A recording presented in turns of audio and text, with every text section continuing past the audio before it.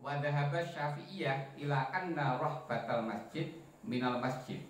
Falawi takafa fiha sahha i'tikafuhu. Ulama mazhab Syafi'i berpendapat bahwa serambi masjid itu termasuk bagian masjid. Maka apabila ada orang iktikaf di serambi masjid, iktikafnya dianggap sah.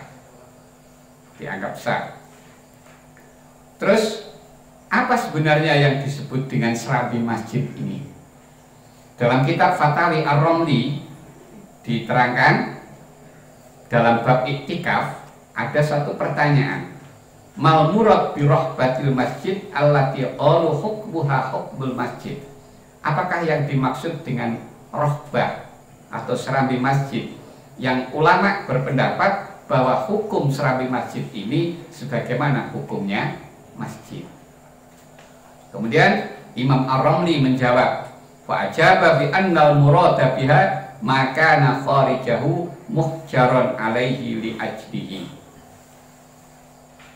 Imam Ar-Romli menjawab bahwa yang dimaksud dengan rohbah serambi itu adalah bangunan yang ada di luar masjid yang merupakan batas dari masjid.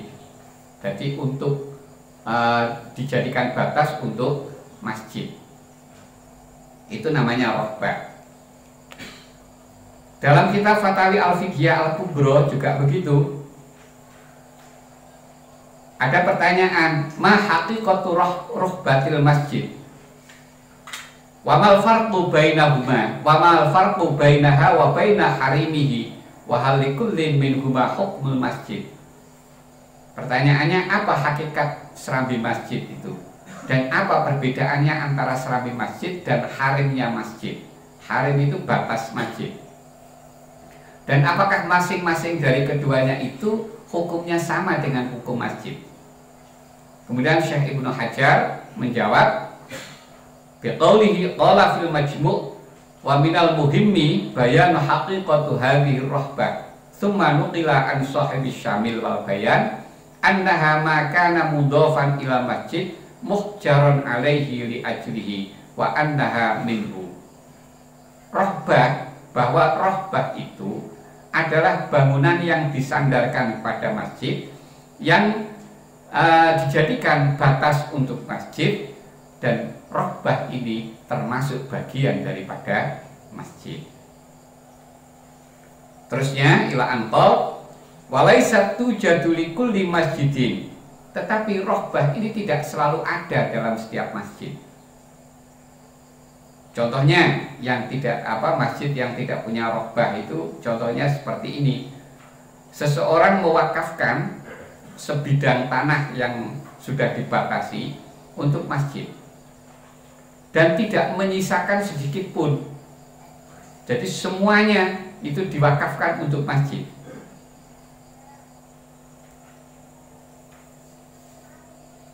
Nah, karena tidak disisakan sedikit pun, maka berarti semuanya kan masjid, berarti tidak punya serambi itu akhirnya. Tidak punya serambi. Itu contoh untuk masjid yang tidak punya serambi. Jadi tidak semua masjid pasti memiliki serambi.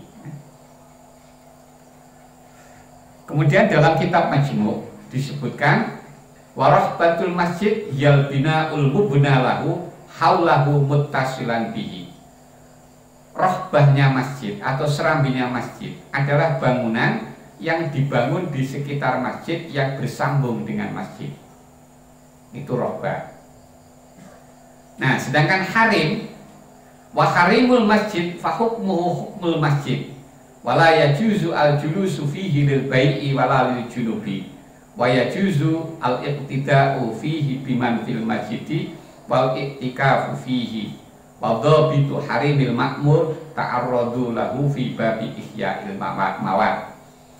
Sedangkan harimnya masjid, harim itu pembatas. Kalau harim itu pasti seperti hanya begini, harim itu aurat laki-laki. Aurat laki-laki itu mulai dari pusar sampai lutut.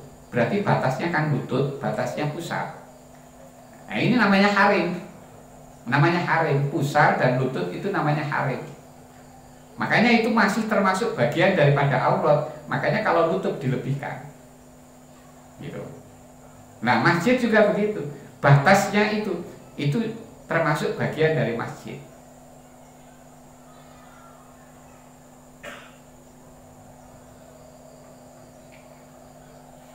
Terus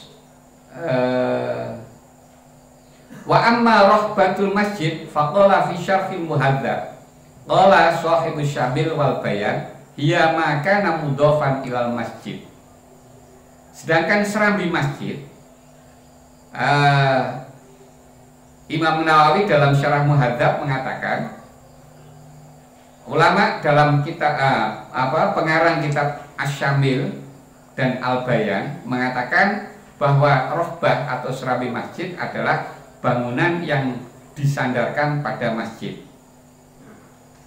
Sedangkan ungkapan dari Imam Al-Muhamili mengatakan hiya al-muttasilah bihi kharijahu.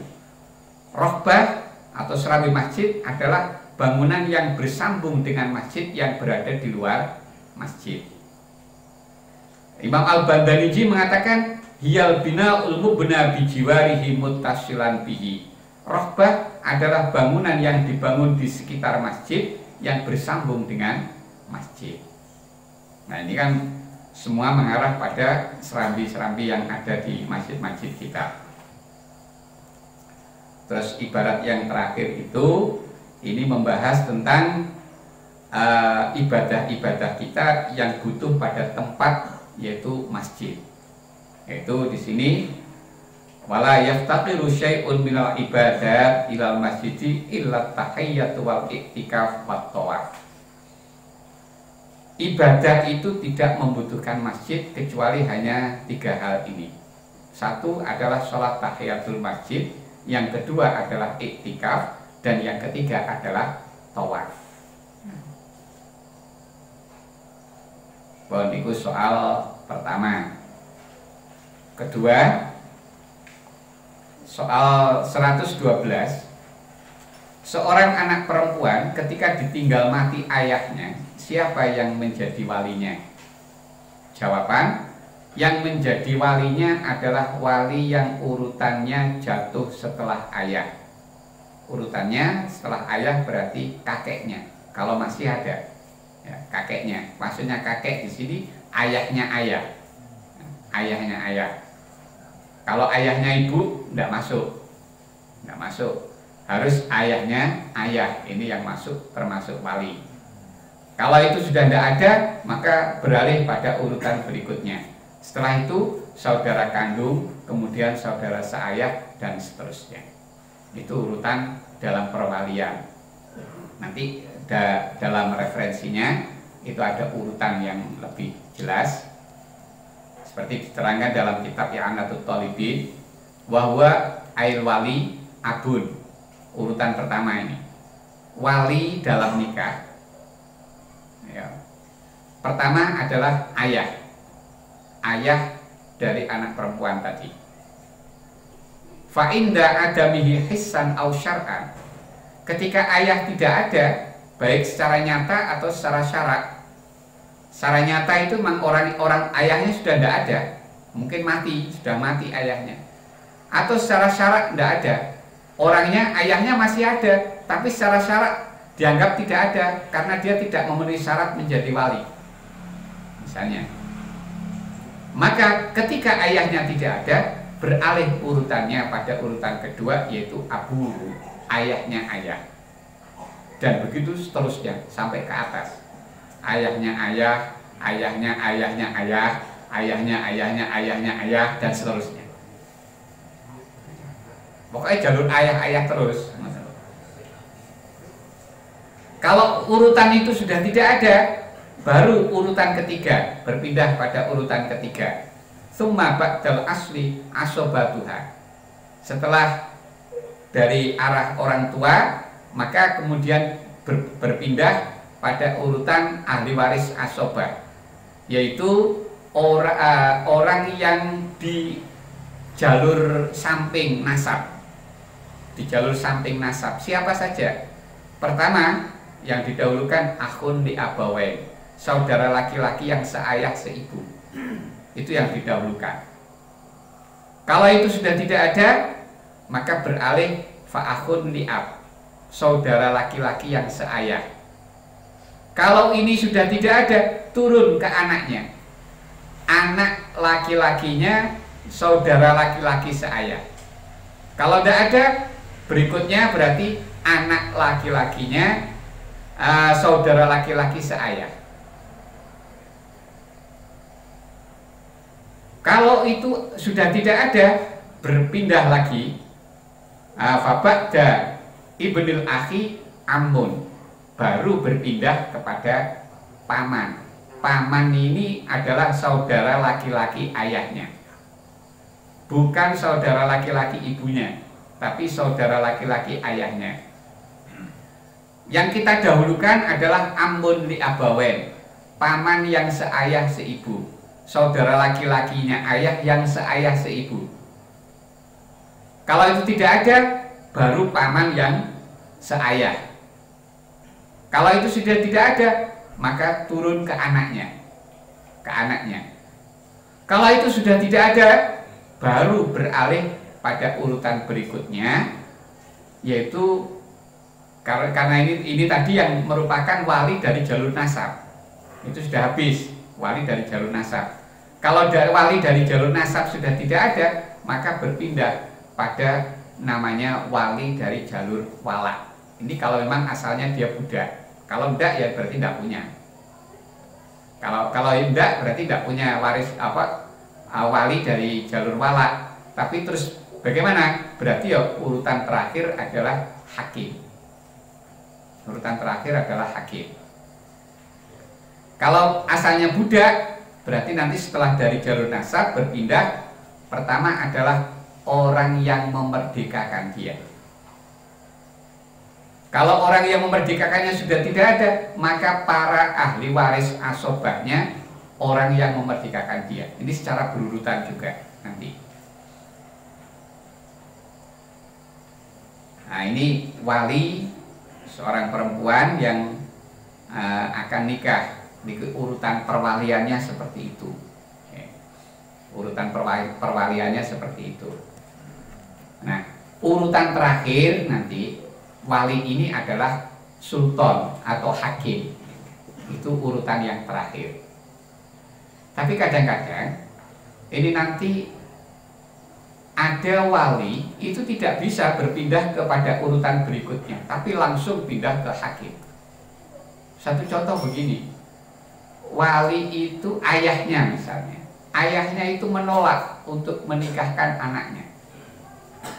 Menolak untuk menikahkan anaknya, atau dalam bahasa kitab disebut dengan abdul. Nah, dengan abdul. Nah, ketika terjadi seperti ini tidak serta-merta kemudian berarti walinya berpindah pada urutan berikutnya, enggak. Kalau terjadi seperti ini, maka langsung nanti walinya adalah hakim. Terus seperti lagi orang yang ketika nikah ini jaraknya jauh dari ayahnya. Jaraknya jauh dari ayahnya. Kalau jaraknya jauh dari ayahnya dan ayahnya masih hidup, maka ini nanti tidak bisa beralih pada urutan berikutnya. Tapi siapa yang jadi wali? Yang jadi wali adalah hakim. Jadi misalnya anak perempuannya ada di sini, kemudian ayahnya ada di Malaysia. Ada di Malaysia. Karena ayahnya tidak ada, maka ini nanti untuk menikahkan anak perempuan ini tidak boleh diganti dengan urutan berikutnya. Seperti tadi urutan kakeknya, atau kalau kakeknya tidak ada berarti saudara laki-lakinya. Tidak bisa begitu. Tapi nanti kalau beralih, langsung beralih ke hakim. Tapi bisa untuk tidak beralih, nanti caranya berarti walinya di sana, walinya di Malaysia. Ini misalnya ngangkat siapa yang akan mewakilinya, menunjuk siapa yang akan mewakilinya di telepon, menyerahkan perwakilan untuk menjadi wali, untuk menikahkan anaknya. Itu bisa. Jadi nanti walinya tetap ayahnya, cuman ayahnya diwakili oleh orang yang ditunjuk itu, dan perwakilannya bisa lewat telepon. Tapi kalau akad nikahnya lewat telepon tidak bisa, tidak boleh. Atau misalnya akad nikahnya lewat telekonferensi, itu juga tidak boleh, tidak bisa, nggak sah yang seperti itu, karena harus hadir dalam satu majelis. Pun ada pertanyaan, monggo. Ada waktu 7 menit. Ada ya. Yang pertama mengenai serambi masjid. Yang dimaksud masjid niku nopo menawi kados Rejo Sari menika ingkang tengah ingkang ngebut. Ingkang Jawi niku napa sampun dipunwastani rohbatul masjid, apa itu serambi masjid, padahal mriki wonten iya makanan mudhofan ilal masjid, mudhofan. Ketika membangun itu bersama-sama, bahkan atapnya, bahkan atasannya itu juga sama, bukan lagi disandarkan tapi langsung membuat masjid. Apakah yang di selain di tengah itu di luarnya termasuk rohbah? Itu yang pertama. Kemudian yang kedua, ketika ada santunan anak yatim, bahkan Yunzewu ketua MBC itu menolak mentah-mentahan apabila yang dikirimkan itu bukan yang meninggal ayahnya, tapi yang meninggal ibunya. Apa memang ada takrif piatu itu tidak termasuk di situ? Karena unen-unen yang Jawa ini kan enten lek wong lanang karo wedok niku ibarate swarga neraka Gatot antarane tiyang jeler kaliyan istri. Menawi dipun akal secara akal telanjang, ketika ditinggal oleh ayah dan atau ibu itu lebih soro kalau ditinggal ibu. Jadi lebih sengsara piantunya. Ini tolong diluruskan, karena kalau pendapat kaulo antara yatim dan piatu itu hampir sama. Mungkin ada takrif yang meluruskan sehingga nanti bisa untuk kedepannya piatu pun bisa masuk pada santunan anak yatim. Terima kasih. Masjid yang harus kita pahami apa itu sebenarnya yang disebut masjid. Kita harus tahu bahwa setiap masjid itu pasti wakaf. Kalau ada masjid kok tidak wakaf, bukan masjid berarti. Masjid itu pasti wakaf. Tapi setiap wakaf belum tentu masjid. Ini yang harus kita pegang.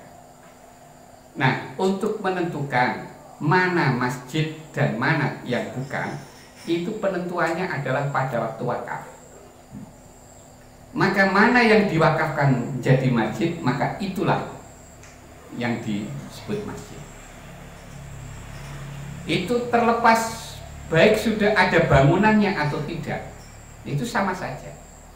Itu sudah hukumnya masjid kalau sudah diwakafkan masjid meskipun tidak ada bangunan. Itu. Makanya itu yang perlu kita pahami. Jadi masjid itu sebenarnya ini jihad, ini abstrak. Jadi masjid itu bukan bangunannya itu. Makanya ketika nanti bangunannya itu roboh dan tidak dibangun lagi, masjidnya tetap hukum masjid ini. Makanya tempat itu nanti masih tetap haram untuk orang junub, orang haid dan seterusnya. Karena masih hukum masjid. Jadi bukan bangunannya itu masjid. Nah, pertama itu yang kita pahami untuk menentukan mana yang masjid. Maka pada waktu wakaf itu. Nah, setelah itu berarti yang rohbah ini tadi ini bukan diwakafkan untuk masjid, tapi dibangun untuk disambungkan dengan masjid. Itu namanya rohbah. Sambung. Jadi rohbah itu bukan bentuk wujud bangunan yang ada seperti karakteristik masjid yang ada sekarang, bukan? Bukan. Tidak mesti. Dalam definisi yang ada tadi itu tidak terikat dengan model bangunan sekarang. Model bangunan sekarang bisa jadi yang mestinya menurut definisi di sini itu masuk robah, tapi di situ justru masuk masjid karena memang wakafnya sampai di situ, wakaf masjidnya sampai di situ, cuman bentuk bangunannya di model seperti itu.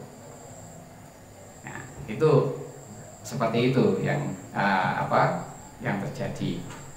Kalau yang dibuat untuk WC dan lain sebagainya. Oh, lain lagi. Lain Lagi itu sudah bukan masjid itu. Terus yang kedua mengenai pengertian yatim. Definisi yatim itu man la abalahu. Orang yang tidak punya ayah. Itu anak termasuk, itu namanya yatim. Makanya termasuk anak yatim itu anak zina.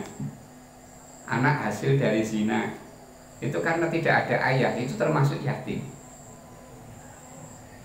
Itu termasuk yatim itu anak itu. Makanya yatim itu bukan man la ummalahu, tapi man la abalahu. Itu pengertian yatim. Itu pengertian yatim yang sering disebut di dalam Al-Qur'an. Itu yatim itu seperti itu. Nah, yatim dalam konteks santunan, santunan ini kan untuk orang yang tidak mampu. Jadi jangan dikonotasikan yatim itu pasti tidak mampu yang harus disantuni. Jadi definisi itu tadi hanya untuk mengatakan ini loh yatim, ini bukan. Sehingga kita harus ada perlakuan khusus untuk anak yatim. Meskipun anak yatim ini bukan orang yang tidak punya, tetap harus kita perlakukan khusus karena dia tidak punya ayah. Itu yang disebut dalam Al-Quran, perlakuan-perlakuannya ya berkaitan dengan ini. Makanya ada anak yatim itu kaya, misalnya karena dia orang tua ayahnya kaya raya, kemudian ketika ayahnya mati dia meninggalkan warisan banyak untuk anaknya. Walaupun dia masih kecil, tapi karena mendapat warisan dari orang tuanya maka dia kaya. Maka untuk kaitan kaya ini kan berarti tidak layak untuk kita beri santunan. Makanya bukan setiap anak yatim harus kita santuni, tidak. Yang kita santuni itu adalah anak yatim yang tidak mampu. Itu kaitannya santunan. Nah, kemudian kenapa kok seringkali muncul seperti itu? Nah, karena memang umumnya namanya anak yatim itu tidak mampu. Rata-rata tidak mampu. Karena apa? Penopang hidupnya, penopang nafkahnya itu sudah hilang. Karena penopang nafkahnya adalah ayahnya. Makanya dia ada keistimewaan karena penopang nafkahnya hilang. Lain kalau yang mati ibunya, karena yang bertanggung jawab nafkah bukan ibu tapi ayah. Itu makanya kalau yang mati ibunya itu bukan namanya yatim, dan itu tidak masuk dalam sebutan-sebutan yatim yang ada dalam Al-Quran. Tidak masuk itu. Nah, masalah santunan ini nanti akhirnya tergantung tradisinya. Tergantung tradisinya. Siapa yang akan diberi? Apakah anak yatim, khusus saja anak yatim? Apakah juga anak-anak yang tidak punya ibu? Itu tergantung. Kalau dia karena dana ini bukan dananya sendiri, kalau miliknya sendiri, saya ingin ngasih juga yang anak yang tidak punya ibu, ya tidak masalah. Karena memang tidak mampu, boleh. Mempunyai ayah ibu asal dia tidak mampu saja boleh kita kasih. Tidak apa-apa. Tapi kalau kita sudah ditentukan ini anak yatim, misalnya karena ini dana, karena minta-minta, dana itu dikumpulkan dari orang-orang banyak, di mana dalam waktu disampaikan ke orang banyak ini untuk memberi santunan kepada anak yatim. Karena bahasanya sudah untuk anak yatim, maka tidak bisa keluar dari anak yatim. Kalau dikeluarkan dari anak yatim, berarti kita memasukkan atau ikut memakan harta anak yatim. Akhirnya akan terjadi seperti itu. Makanya kalau sudah ditentukan ya jangan lari, jangan dilebarkan ke yang piatu. Kalau ingin dilebarkan yang ke piatu, maka pada waktu meminta ini kasih pemberitahuan bahwa yang akan disantuni ini bukan khusus anak yatim, tapi juga termasuk anak piatu. Baru nanti, karena apa? Yang akan kita berikan ini adalah pemberian orang lain. Maka kita dalam memberikan hak milik orang lain harus sesuai dengan tujuan pemberi. Makanya dalam fikihnya kalau ada orang ngomong, ini nak uang untuk beli jajan. Kalau orang tua ini maksudnya mengatakan untuk beli jajan itu memang sungguh-sungguh, maka orang yang menerima ini tidak boleh untuk beli yang lain-lain selain jajan. Karena tujuan yang memberi seperti itu. Lain kalau seperti tradisi kita, memang orang tua ngomong iki le untuk beli jajan, tapi maksudnya orang tua seandainya tidak beli jajan untuk beli baju juga boleh. Kalau memang ada korinah seperti itu tidak apa-apa.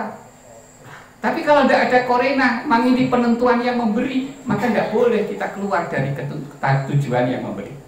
Niki yang kita pegang niki nih. Ampun.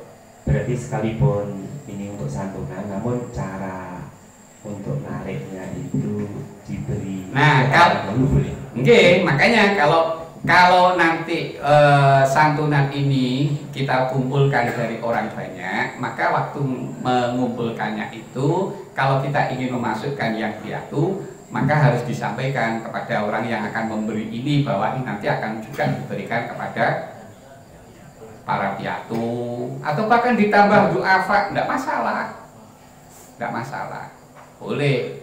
Karena yang terpenting kalau orang itu sudah tahu bahwa ini uang saya ini dikumpulkan untuk diberikan anak yatim juga anak piatu, berarti orang ini kan tujuannya jelas, dia memberinya kan sudah jelas.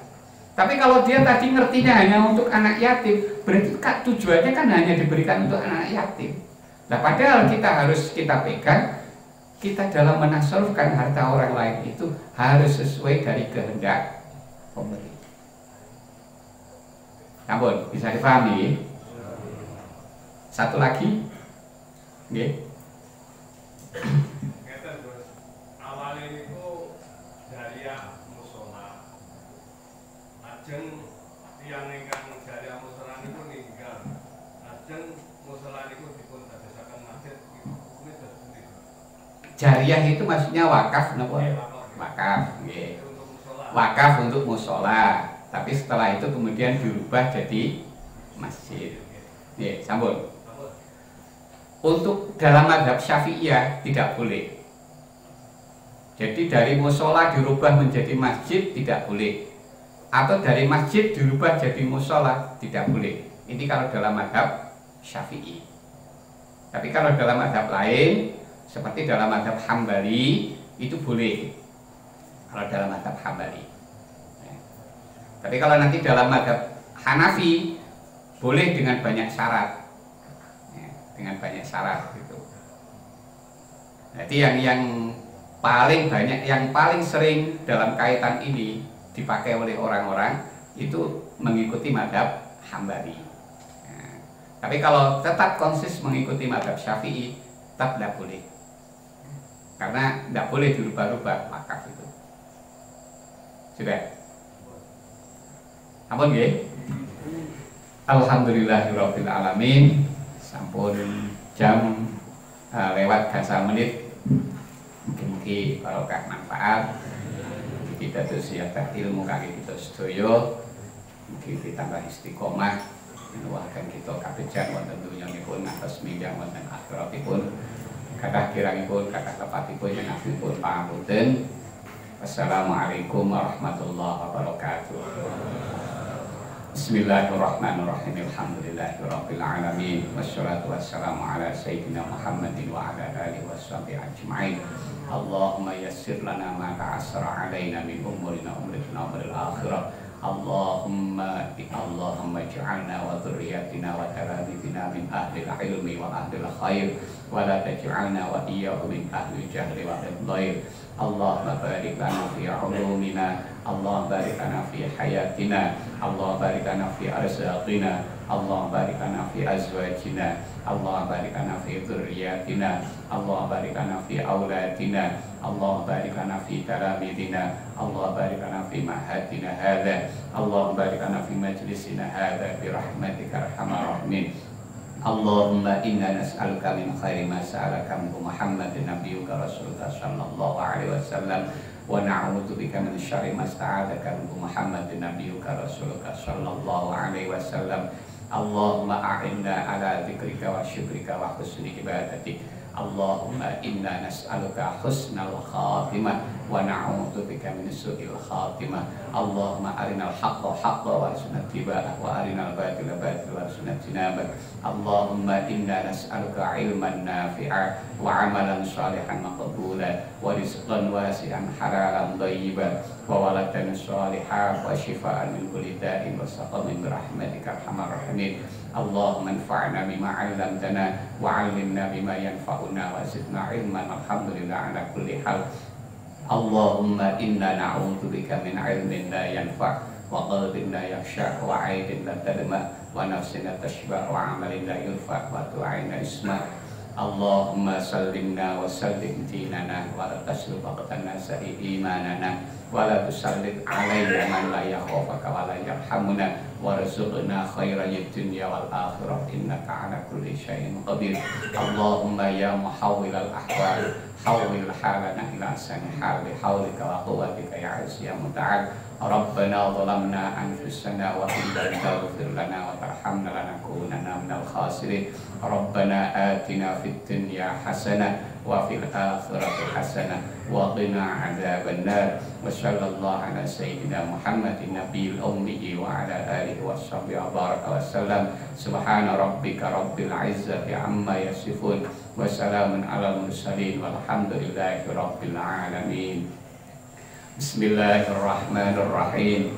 Subhanakallahumma wa bihamdika asyhadu an la ilaha illa anta astaghfiruka wa atubu ilaik. Subhana rabbika rabbil izzati amma yasifun wa salamun alal mursalin walhamdulillahi rabbil alamin. Allahumma shalli ala Muhammad ya Rabbi shalli alaihi wa sallim.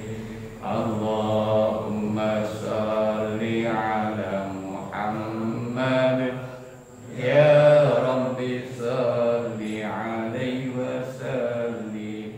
Allahumma shalli ala Muhammad ya Rabbi shalli alaihi wa sallim. Allahumma shalli ala Muhammad.